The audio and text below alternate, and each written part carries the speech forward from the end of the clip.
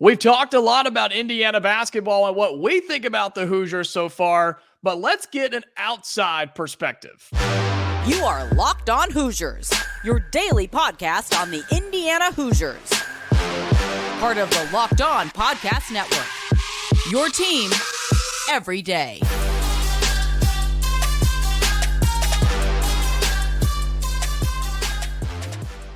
Today's episode is brought to you by FanDuel. Make every moment more. Right now, new customers get $150 in bonus bets with any winning $5 moneyline bet. That's $150 if your team wins. Visit FanDuel.com/LockedOn to get started. Welcome in. It is the Locked On Hoosiers podcast. I'm your man, Jacob Goins. Thank you so much for making Locked On Hoosiers your first listen each and every day. We're a part of the Locked On Podcast Network, which is your team every day. Thank you so much for tuning in, whether you're on YouTube, any of your audio podcasting platforms. A reminder, we are free and available wherever you get your podcast, as we are doing a little crossover episode today with Andy Patton with the Locked On College Basketball Podcast, also host of Locked On Zags as well. Andy, thank you so much for your time, man, and great to have you on the show for the first time. I appreciate it, Jacob. Looking forward to talking a little Indiana basketball today. Well, let everybody know where they can find your two shows, where all your great content, of course, part of all the Locked On Podcast Network here, but tell people where they can find all of your great stuff. Yeah, you can find me on Twitter, Andy Patton CBB. You can, of course, find Locked On College Basketball and Locked On Zags wherever you're listening to Locked On Hoosiers, anywhere there, wherever the podcast platforms, of course, are on YouTube as well. I also do some writing for USA Today for College Sports Wire, covering college basketball there as well. So you can certainly check that out if you want to see some written content as opposed to just hearing us talk about college hoops. Awesome, man. Well, look, it's a very busy time as we get to the end of December. We have conference play that it's already started for a lot of teams, a couple of games in. We'll really get into conference play coming up in a couple of weeks. And so we'll start by talking Indiana basketball as you host and co-host the Locked On College Basketball Show. Definitely got to get your thoughts on the Hoosiers. We'll talk about some over and underachievers so far this season, and then get expectations for conference play. So you've watched enough basketball. You've seen what's going on here in Bloomington, man. Give us your takeaways and breakdown so far from what's been happening with this Mike Woodson head coached Indiana team. You know, it's funny. Until recently, I think I was a little lower on Indiana before kind of digging into the actual performances that we've seen. I think part of it is that for two of their three losses, not including the Kansas loss, they got beat pretty badly. And I think that kind of stood out as like, they only have two losses, but they got beat by 20 by UConn, by close to 30 against Auburn. But those are two very, very good teams. I think Auburn has been underrated throughout the season. Just talked about them very recently on Locked On College Basketball. I think they're very clearly a top 25 team, and was surprised the AP voters did not agree with me this week. And other than that, I mean, this is a team that's won every other one of their games outside of the Kansas game, which I know we'll get to, as that was a huge opportunity for Indiana that unfortunately just snuck away from them. But I think part of the kind of hesitation on them is that a lot of their wins haven't been particularly confidence inducing. A road win over Michigan is always good. It was a close game, but you're always going to be happy getting that. But you don't really handle Florida Gulf Coast the way you hope to. It's a single-digit game against Army, single-digit game against Wright State, and I think this is a team that is still kind of coming into their own. To be able to do what they did against Kansas proves that the upside is there. The potential is absolutely there to be one of the top teams in the Big Ten this year. But they're still trying to find some of those pieces. Whether Mackenzie Mbako can kind of finally fully reach that potential before the end of the season, that's a huge question mark. Kalel Ware, a guy I watched a bunch at Oregon last year. He's been very, very good, a little inconsistent at times, but very good otherwise. And I think this is a team that we've seen some highs and some lows more than a lot of other teams in college basketball in terms of the spread. And I would be pretty confident in Coach Woodson's ability to kind of right the ship and get this team to be more consistent going forward, because we've kind of seen both ends of the spectrum through the first, 10 or so games here of the season. Well, that's the biggest thing, Andy, with a lot of Hoosier fans is, man, we've seen some of the lows where you mentioned getting beat by UConn by 20, and the Hoosiers hung around in that game for a little bit, and then the Auburn game was that was bad. Yeah. That was not fun. But then you see the highs, right, of man, this team almost took down the number 2 team in the country, Kansas, but then you turn around and you almost lose to Morehead State at home. And so it just doesn't make a whole lot of sense. And a lot of people in Bloomington and that cover this team and watch this team every day, we're struggling to figure it out, but it's got to be even more confusing for those on the outside looking in on this program so far. Yeah, and I think trying to kind of gauge what it is, I do think that it is youth, and it is kind of a combination of youth and just guys adjusting to new roles. Right. Coming into the preseason, like a big part of the Khalil Ware acquisition was that Woodson in Indiana, they're going to use him differently than Oregon did, partly because they're going to actually use him, whereas Dana Altman kind of for some reason didn't really want to utilize his five-star freshman, and that has been a theme at Oregon. I know it's not a Ducks podcast, but they seem to do that more regularly over there. And so Ware's kind of playing this different role, which I think better suits his skill set. Malik Renault obviously steps into a huge role with the absence of Trace Jackson Davis. You had some injuries in the backcourt for Trey Galloway to do what he did against Kansas, and the absence of Xavier Johnson is unbelievable, but not having your team at full strength there certainly hurts. And then I think, again, the Mbako of it all, I think, is a huge part of it. The expectation for this team in terms of their ceiling and their ability to be a top 3, top 2 even team in the Big Ten is dependent on Mbako looking like a top 10 prospect in the class. And outside of a few, good halves, really, we haven't seen him put together very many performances that look like that caliber of player. And I think that's hurting the team.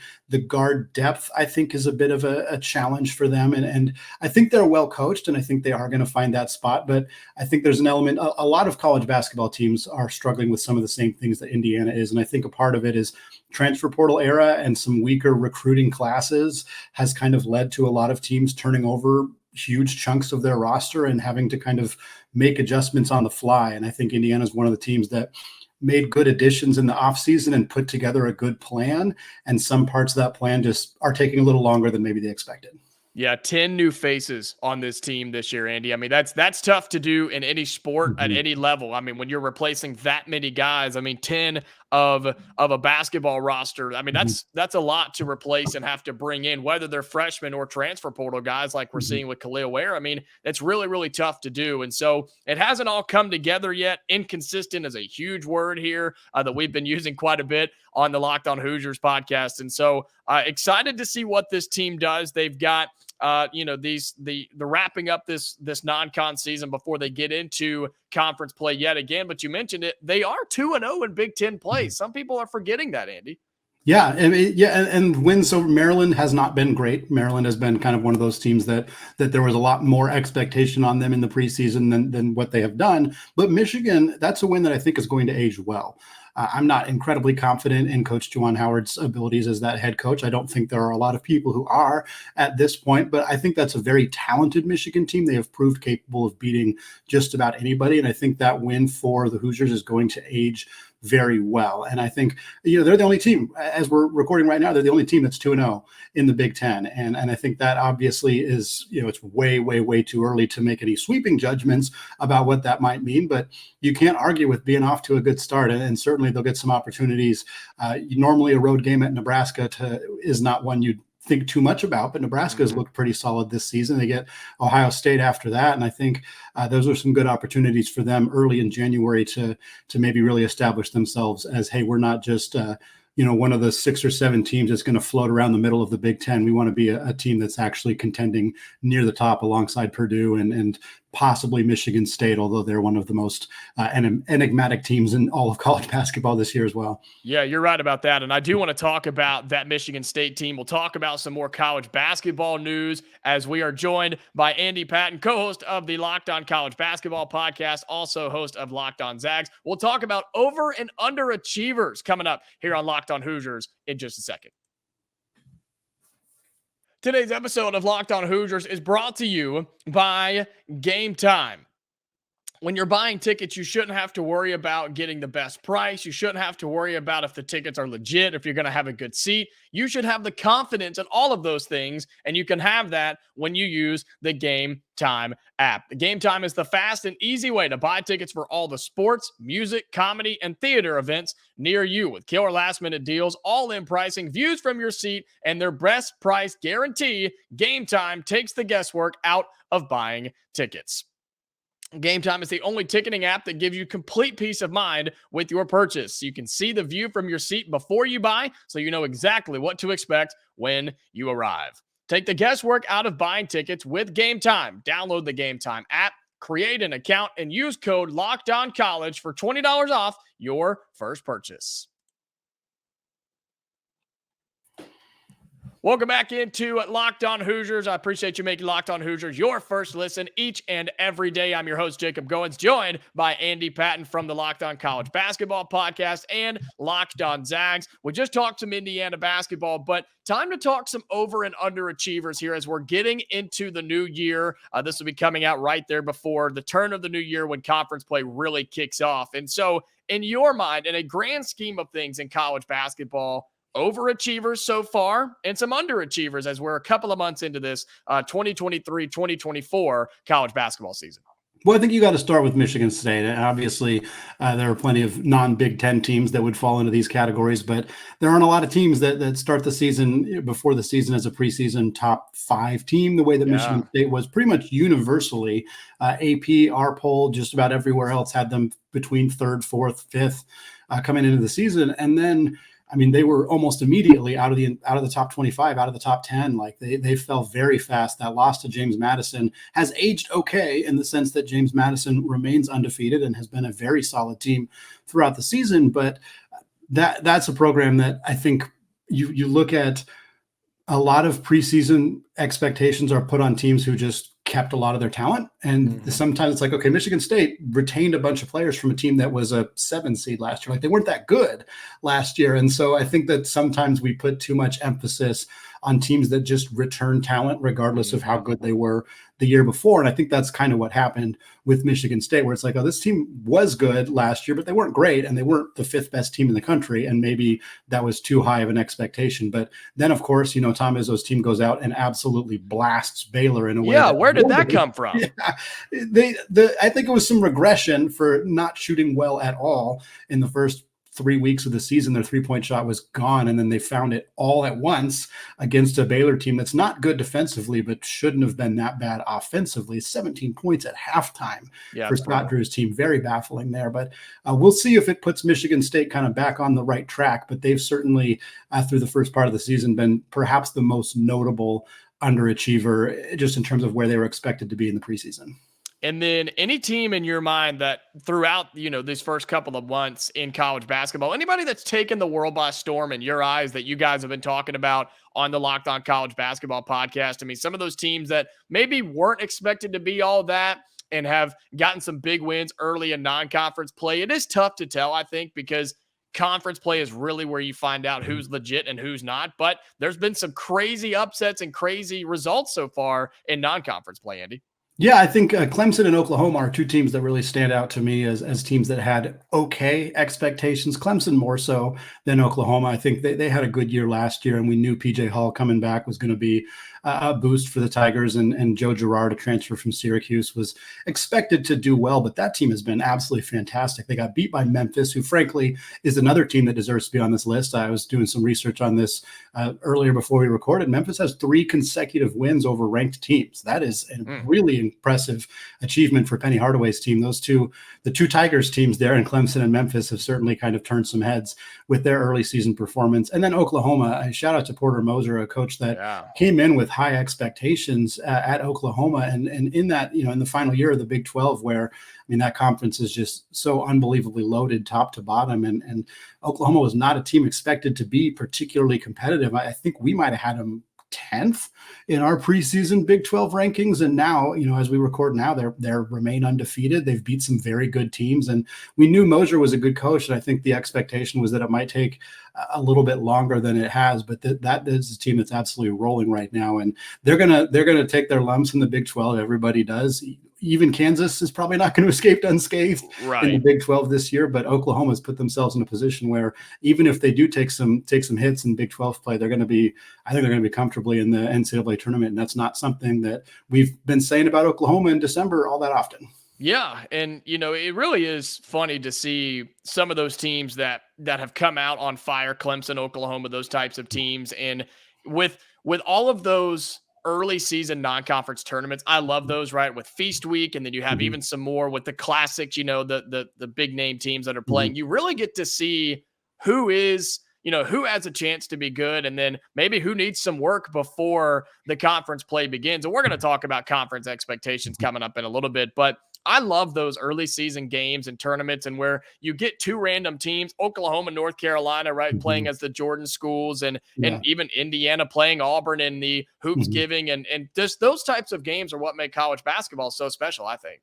Yeah, and it's fun because I think the majority of the time how teams do in those early season MTEs is going to give you a good glimpse of what the future is going to hold for that program. And in some cases, that's good. In some cases, it's not so good. I have to think about UCLA as a team that did not look particularly good in the Maui Invitational. And everybody was like, well, okay, Maui was absolutely loaded. You had Purdue, Marquette, Gonzaga, Tennessee, Kansas. Like, we didn't expect UCLA to do all that well, but UCLA has pretty much continued to be bad ever since that tournament. Yeah. And so I was like, well, maybe that tournament did actually say a little bit more about UCLA than we thought. And then you look at Villanova on the flip side. Villanova did phenomenal in the battle for Atlantis. They won the tournament maybe not coincidentally, but Villanova has been in the battle for Atlantis 3 times, and they are 9-0. They have won it all 3 times they have played in it. And it was like, okay, we thought Kyle Neptune maybe just needed a year, and now Villanova is going to turn it around and be this really good program at the top of the Big East like they've been in the past. And since the Bahamas, they've been bad. So it's, you don't always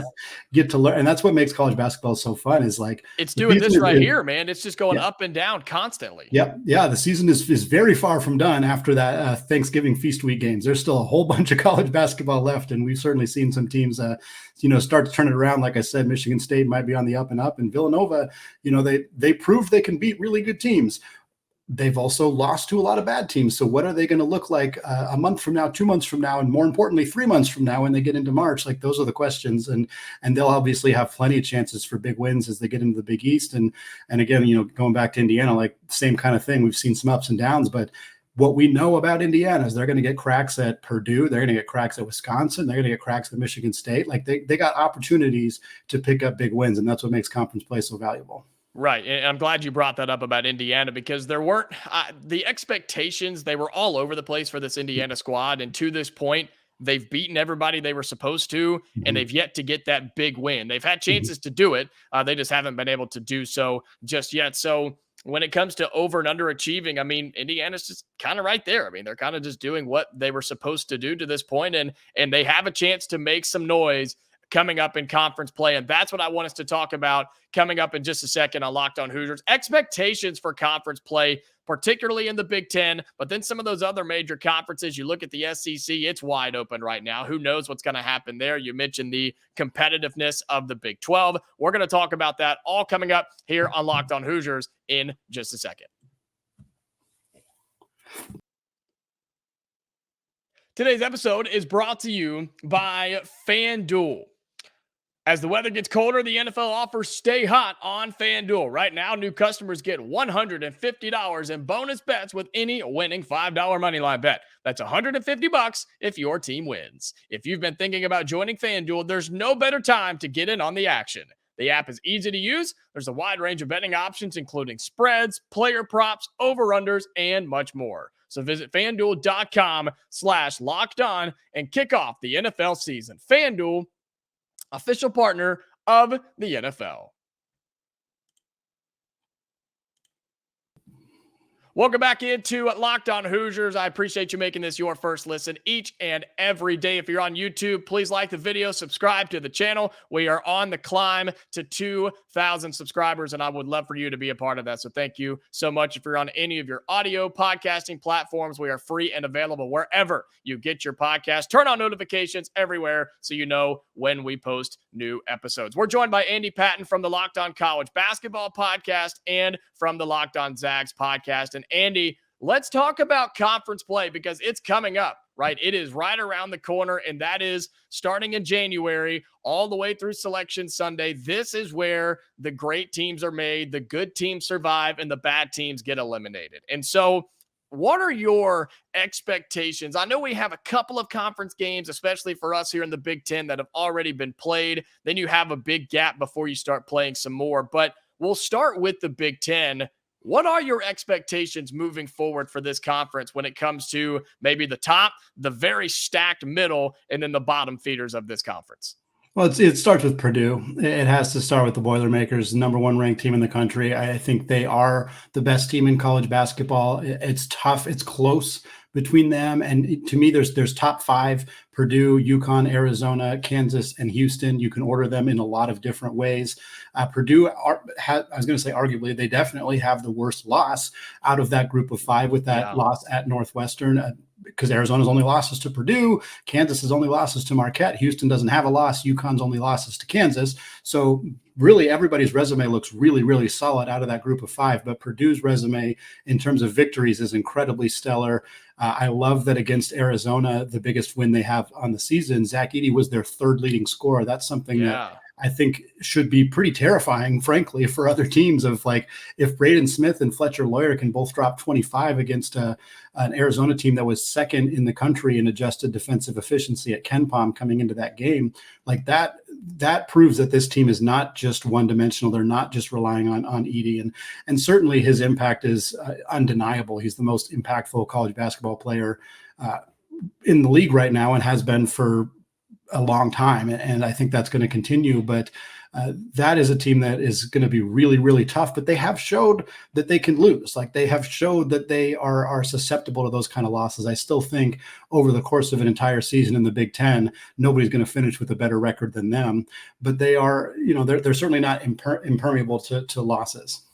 Right. And then, you've got them at the top, right? You have Purdue, who is just right there at the top, but then you still have ranked teams below them. You have Illinois, you have Wisconsin. I mean, you even have Ohio State, who's trying to make some noise as we get into Big Ten play as well. But the middle of this conference, the middle, really 2/3, is just so stacked. And I fear, Andy, we've talked about this on the show, I fear that the Big Ten's going to eat itself alive, man. I worry that once Selection Sunday comes, there's going to be 4, maybe 5 teams, because everybody else is just going to beat each other up along the way. Yeah, it's definitely a fear, and it's something that's happened in the Pac-12 so regularly. As somebody who follows West Coast basketball quite a bit, like that's a really common thing. I think the Big Ten, the talent level is high enough that people will be able to recognize like a 5-loss team in conference play, unless their losses all come to, Maryland and Rutgers. Like, maybe then you're going to look at your resume a little differently. But if you're a 5-loss team and you have losses to, 2 losses to Purdue, a loss to Wisconsin, a loss to Illinois, like, that doesn't look that bad, because I think Illinois is a top 15 team in the country. I think I have them ranked even higher than that, but they're absolutely in that conversation with the way Terrence Shannon has been playing in particular. Wisconsin is a very up and down team. I'm not a huge believer, frankly, in the Badgers, because I just don't think they're very consistent, but they absolutely deserve their spot in the top 25 with some of the wins that team has picked up, notably, of course, beating Marquette. That's a huge one for them. Ohio State is definitely, like you said, a team that's in that conversation as well. And then the Michigan and Michigan State of it all, they're a really fascinating kind of dynamic right now. Michigan kind of overperformed to start the season, and then kind of gave themselves some high expectations, and then has failed to meet those expectations since then. Michigan State, of course, kind of the opposite, came in with super high expectations, completely flubbed the first few weeks of the season, has kind of finally started to turn things around. And it's just a really interesting dynamic. I do think that teams 2 through probably 7 in the Big Ten are difficult to determine right now. I think there's probably a pretty clear group. Like, it's not Minnesota and it's not Rutgers, it's not Iowa. They have not looked good this year, but like everybody else is kind of in that group, and it's going to be really interesting to see how it all shakes out. I do think there's going to be plenty of cannibalism. That just feels like how the Big Ten is going to do things, and certainly as we've seen historically with the Big Ten, the style of play in that conference has not always been conducive to those teams then finding success in the NCAA tournament. And I think Indiana's the kind of roster where they might be able to buck that trend because they don't play quite as stylistically the same way as some of the other teams. But, it'll be interesting to see if obviously Purdue is the most notable team that might make a very deep run and could perhaps pull a Virginia and be a team that wins the NCAA tournament after losing to a 16 seed. It's only happened once, but it's 100% of the time that's what happens. So that's right. Certainly we'll see if Purdue can do it, but I am very curious outside of them how those other 2 through 6 or so finish in conference play and then how they do when they get into the tournament. Well, we look forward to talking with you throughout the season to kind of check in on these things and check up and see how college basketball is going through conference play. Is there any other conference that has caught your eye or that you think just chaos could go through? I mean, my pick is probably the SEC, but I think you could pick the Big East. I think you could pick the Pac-12. I mean, there's so much good basketball. What's another conference in your mind, Andy, as we wrap up that you could just see total carnage through the next couple of months? Yeah, SEC is really fascinating to me this year. I think Tennessee has kind of emerged as the best team, and that was the preseason expectation. And they're still in that conversation. They're a 3-loss team, but those losses were all to very, very good programs. We knew that some elite team was going to come out of Maui with 2 losses, and it ended up being Tennessee.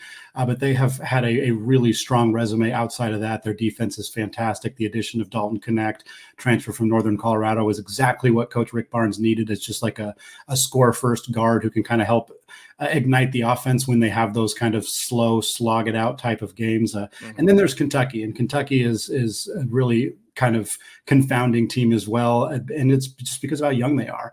John Calipari leaned really heavily into the 2023 class. It was not considered a strong class. He's trying to prove us wrong. He's got 3 freshman guards who are legitimately all going to be first-round picks in the 2024 NBA draft, which is just unprecedented right now. Mock drafts are favoring the 2 backup guards over their starting point guard, which is just ridiculous. Isn't that wild? It's absolutely insane. And it should be that. I mean, having watched them play, Rob Dillingham and Reed Shepherd are unbelievable. DJ Wagner is good as well. And they're going to be a really interesting team to see how the ebbs and flows of the SEC, kind of how they go against a team like Alabama, who's great offensively and horrendous defensively, how they go against a team like Arkansas, who has a bunch of guards but struggles in the front court, a team like Auburn, who has also had their struggles in the back court, but has Jedi Broom, who's fantastic in the front. Like there's a lot of really, we didn't even get to Mississippi State and some other teams that Texas A&M, Wade Taylor just went absolutely nuclear against Houston a few days ago. I think he had 28 points in the second half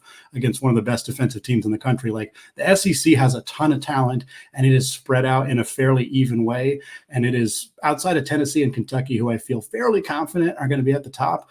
That conference could go just about as many ways as the Big Ten. I think those are 2 of the most, the Big East has a pretty consistent top 5. The Pac-12 doesn't have very many good teams. The Big 12 is also a gauntlet with a bunch of really good teams, but there's at least some, the cream's going to rise to the top, I think, in the Big 12, but the SEC is going to be chaos ball this year. Yeah, man, college basketball. This is what makes it so fun, is these types of conversations where it's just the what if game, right? It's like, well, what if this team beats this team? And what if this team gets hot? It's going to be wild. And that's why I wanted to have you on and kind of previewing conference play and getting us ready for the turn of the new year with, of course, talking Indiana as they'll open with Nebraska and then all the other conferences and all the other teams inside the Big Ten as well.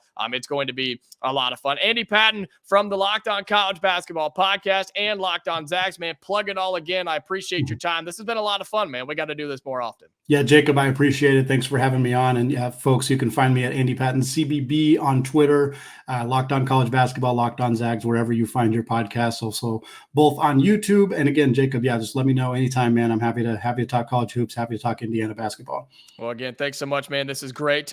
For all of you, if you're on YouTube, again, like the video, subscribe to the channel. I appreciate you as we are charging towards the new year. We're also charging towards 2,000 subscribers. If you're on your audio platform, subscribe there as well. Turn on notifications across the board, and that way you know every time we post a new video. Until next time, Hoosier fans, stay safe, and I'll talk to you later.